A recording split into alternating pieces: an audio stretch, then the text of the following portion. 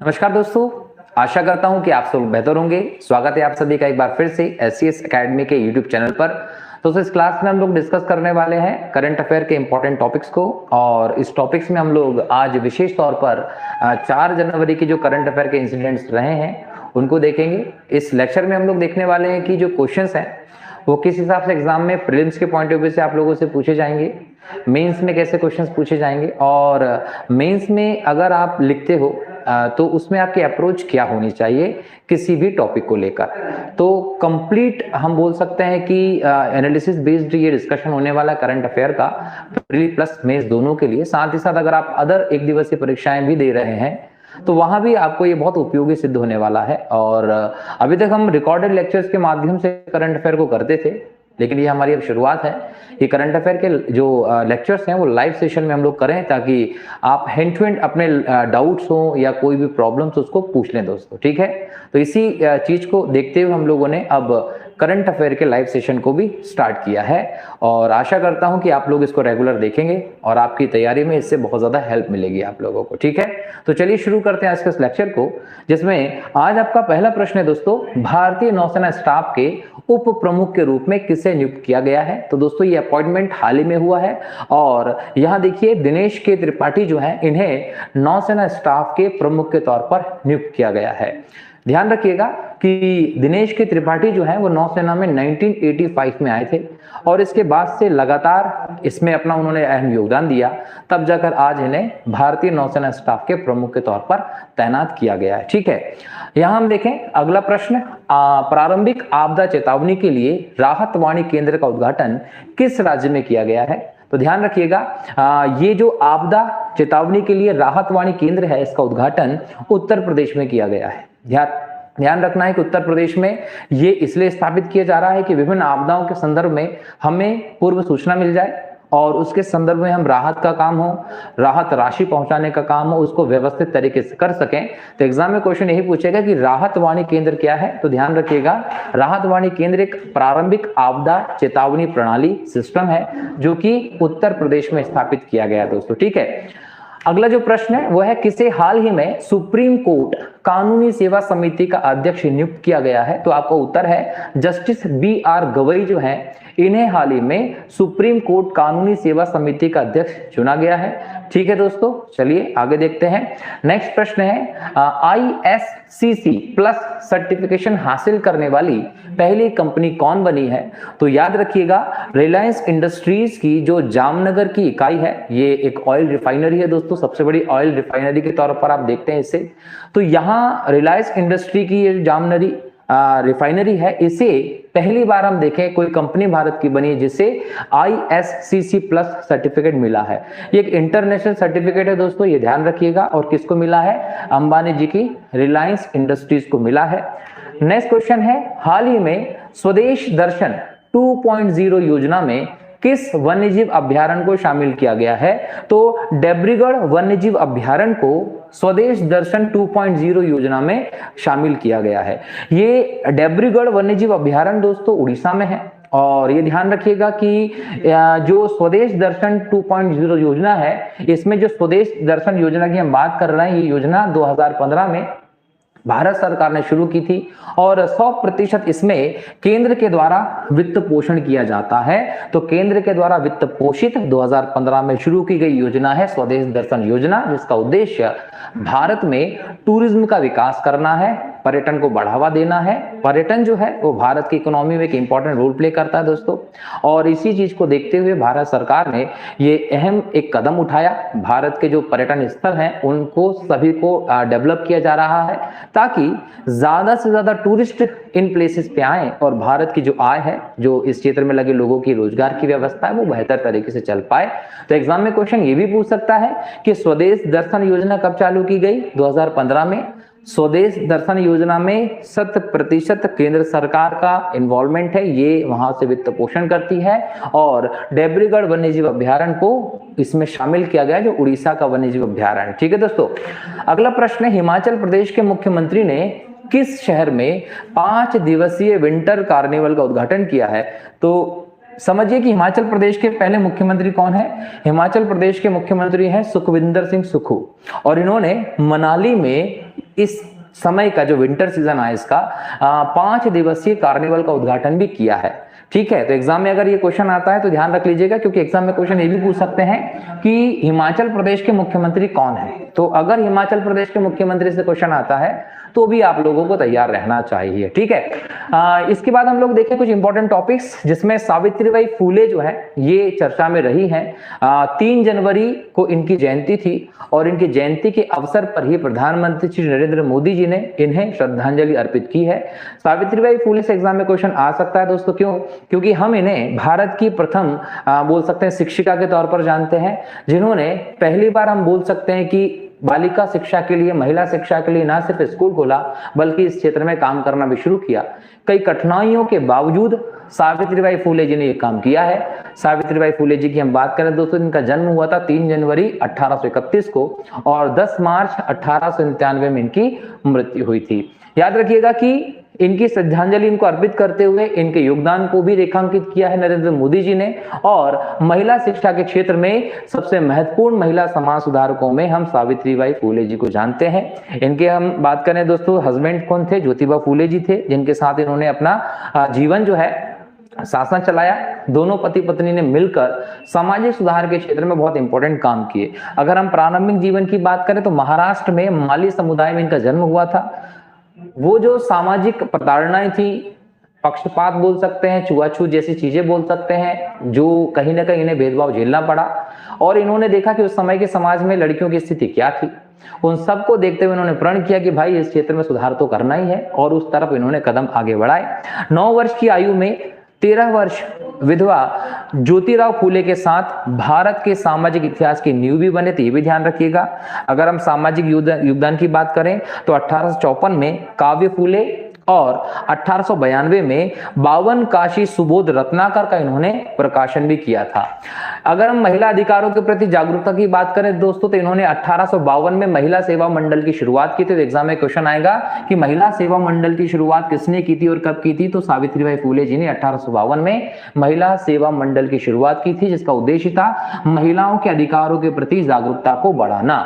इसके साथ साथ इन्होंने बोल सकते हैं कि जो वंचित समुदाय के लोग हैं उनके लिए एक नारा दिया था, और उसमें उन्होंने कहा कि जाओ शिक्षा पाओ, और इसी के आधार पर इन्होंने कविता की रचना भी की थी। किसने? सावित्रीबाई फूले जी ने। तो एग्जाम में क्वेश्चन आएगा कि जाओ शिक्षा पाओ किसकी रचना है? सावित्रीबाई फूले जी की रचना है। ज्योतिबा जी की जब मृत्यु हो जाती है 1890 में, उसके बाद उनके द्वारा जो सत्यशोधक समाज स्थापित किया गया था लगभग 1873 के आसपास, उस सत्यशोधक समाज को आगे बढ़ाने का काम भी सावित्रीबाई फूले जी ने ही किया था। एग्जाम में अगर क्वेश्चन पूछ ले कि ज्योतिबा फूले जी के बाद किसने सत्यशोधक समाज की व्यवस्था को आगे बढ़ाया, तो नाम था सावित्रीबाई फूले जी ने। अगर हम ज्योतिबा फूले जी के साथ इनकी व्यवस्था में बात करें दोस्तों तो याद रखिएगा 1848 में पूना में लड़कियों, शूद्रों, अति शूद्रों के लिए एक स्कूल भी इन्होंने शुरू किया था, और ये भारत का पहला स्कूल था जो भारतीयों के द्वारा शुरू किया गया था और महिलाओं के लिए था।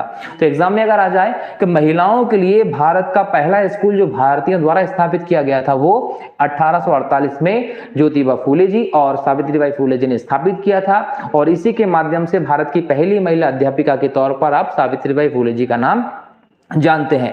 1850 के दशक में हम देखें तो नेटिव फीमेल स्कूल भी पुणे में स्थापित किया गया, ये भी सावित्रीबाई फूले जी के नेतृत्व में हुआ था। इसके अलावा हम बोल सकते हैं कि जो बच्चों की हत्या हो जाती थी, शिशु बालिकाएं जो होती थी उनकी हत्या हो जाती थी, उसको रोकने के लिए कहीं ना कहीं हम बोल सकते हैं कि जो शिशु कन्या हत्या है उसको रोकने के लिए भी इन्होंने एक प्रकार से मूवमेंट चलाई थी, और इसके लिए इन्होंने एक ग्रह का शुभारंभ किया था जिसको हम बोल सकते हैं कि शिशु हत्या प्रतिबंधक ग्रह। तो इसकी स्थापना भी किसके द्वारा की गई थी? सावित्रीबाई फूले जी के द्वारा की गई थी। सावित्रीबाई फूले जी ने हमारे समाज में दोस्तों शिक्षा, खासकर महिलाओं को शिक्षा देने के क्षेत्र में बहुत इंपॉर्टेंट योगदान दिया है। उसको हम एक कहानी के माध्यम से भी समझ सकते हैं कि देखिए एक बार की बात थी कि जब ये स्कूल शुरू किया गया था लड़कियों की शिक्षा के लिए, तो सावित्रीबाई फूले जी को वहां पढ़ाने के लिए जाना पड़ता था। उस समय क्या था कि ये माली परिवार में जन्मी थी, बहुत ज्यादा छुआछूत और इस प्रकार का माहौल चलता था। तो सावित्रीबाई फूले जी जब स्कूल जाती थी अपने घर से निकलकर, तो जो रास्ते में जितने भी घर पड़ते थे लोग इनसे नफरत करने लगे थे, तो इनके ऊपर वो गोबर, मिट्टी, कीचड़ ये सब डाल देते थे ताकि स्कूल ना जाए और इस प्रकार की गतिविधियों में ये ना पड़े, शिक्षा का प्रसार ना हो पाए, खासकर इनको अछूत माना जाता था, तो इसलिए लोग इनके पास में अपनी लड़कियों को, बच्चों को जाने से भी रोकते थे। लेकिन ये क्या करते थे, इनका उद्देश्य था कि हमें किसी भी स्तर पर शिक्षा का विस्तार करना है। तो सावित्रीबाई फूले जी ने इसका भी रास्ता निकाल लिया था।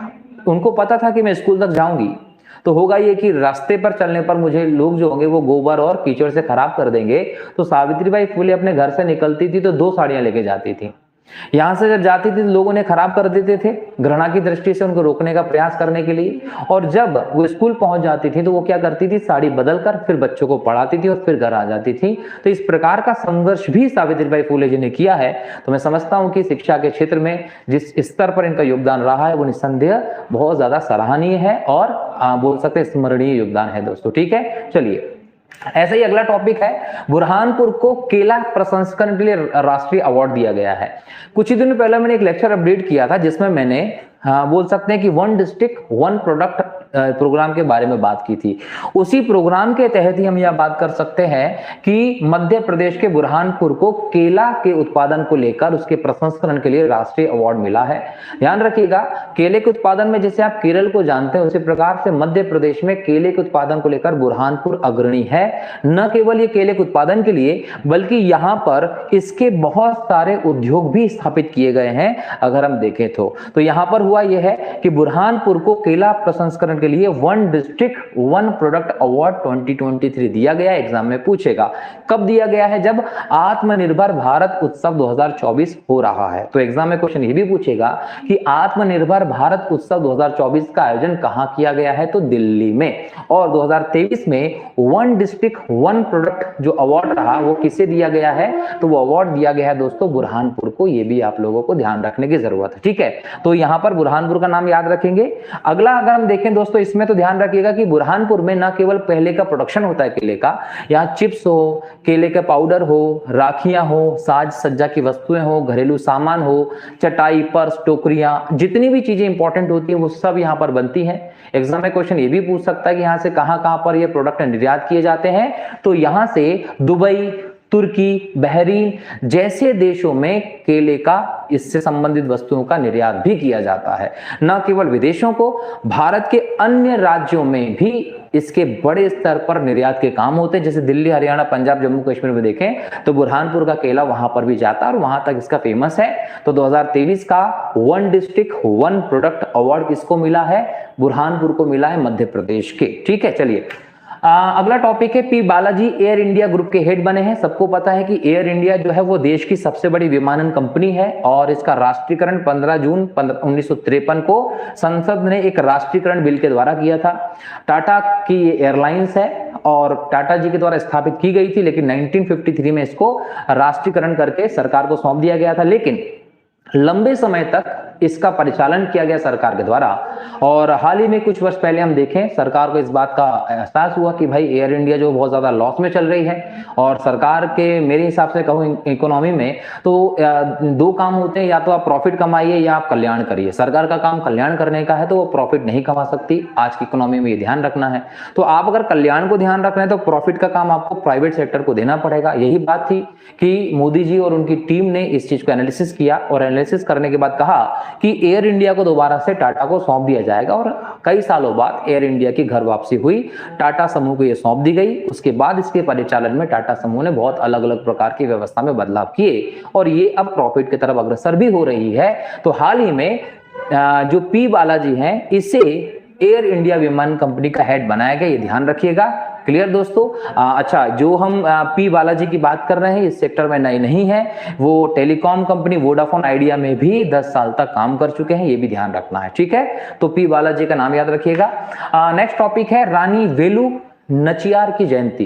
दक्षिण भारत में हम देखें दोस्तों तो इनका इंपॉर्टेंट रोल रहा है और भारत के प्रधानमंत्री ने रानी वेलु नचियार जी को उनकी जयंती के अवसर पर श्रद्धांजलि भी दी है। जब हम भारत की महान महिलाओं की बात करते हैं ना, उन महान महिलाओं में रानी वेलु नचियार जी भी शामिल होती हैं दोस्तों। अगर हम इनके जन्म की बात करें तो 3 जनवरी 1730 को इनका जन्म हुआ था, 25 दिसंबर 1796 में इनकी मृत्यु हो गई थी।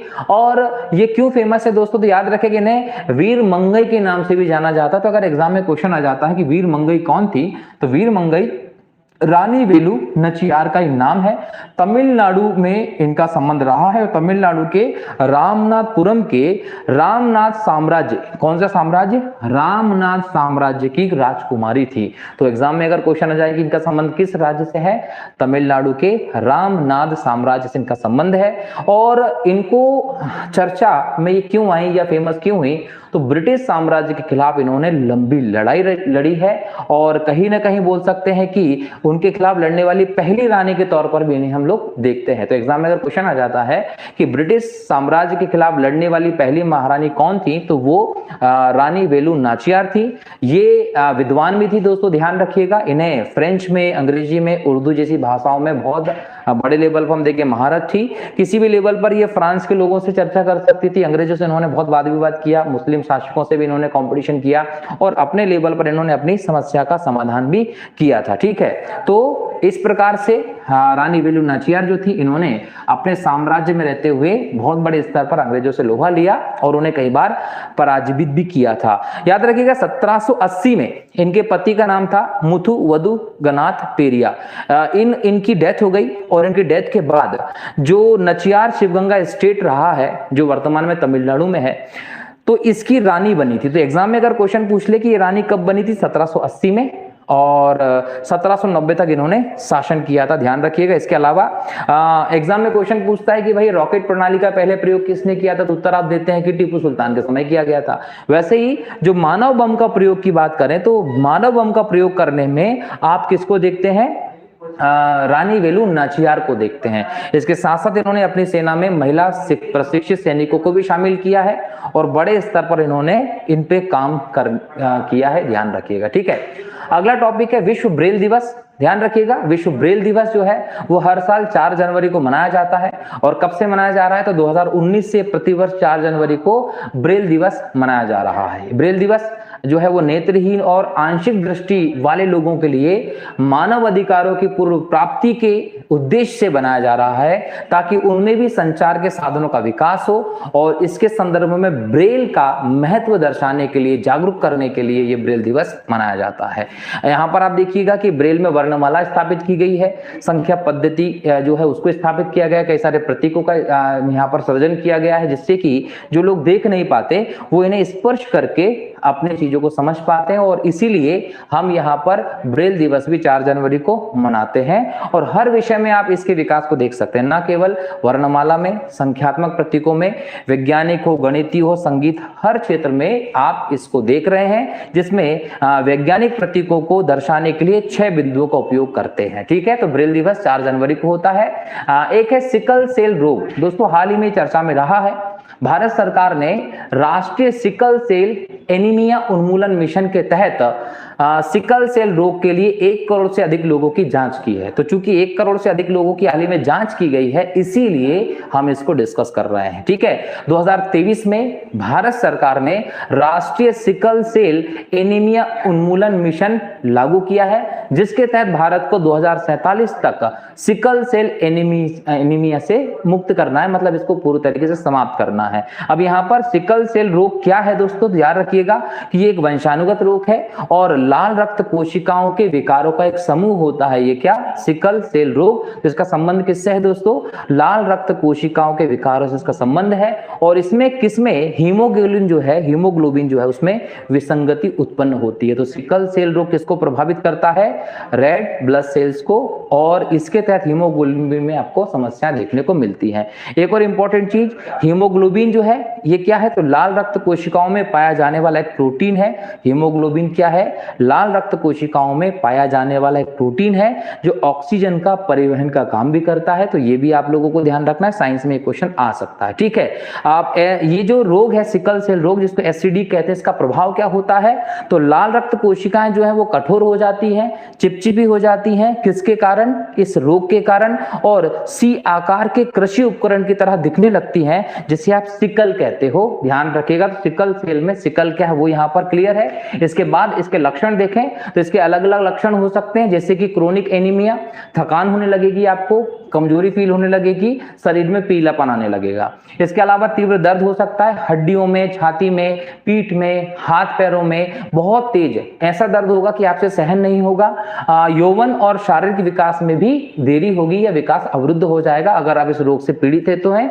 क्यों? क्योंकि ये वंशानुगत रोग है, तो आपको बचपन से इस क्षेत्र में चीजें देखने को मिल जाएंगी। ठीक है, इसके बाद हम देखें दोस्तों इसका उपचार क्या है, तो रक्ताधान इसका एक उपचार है ना, हाइड्रोक्सी यूरिया इसके उपचार के तौर पर आप देखते हैं। ठीक है, इसके अलावा इसका इलाज अस्थि मज्जा या स्टेम सेल के प्रत्यारोपण से भी किया जा सकता है।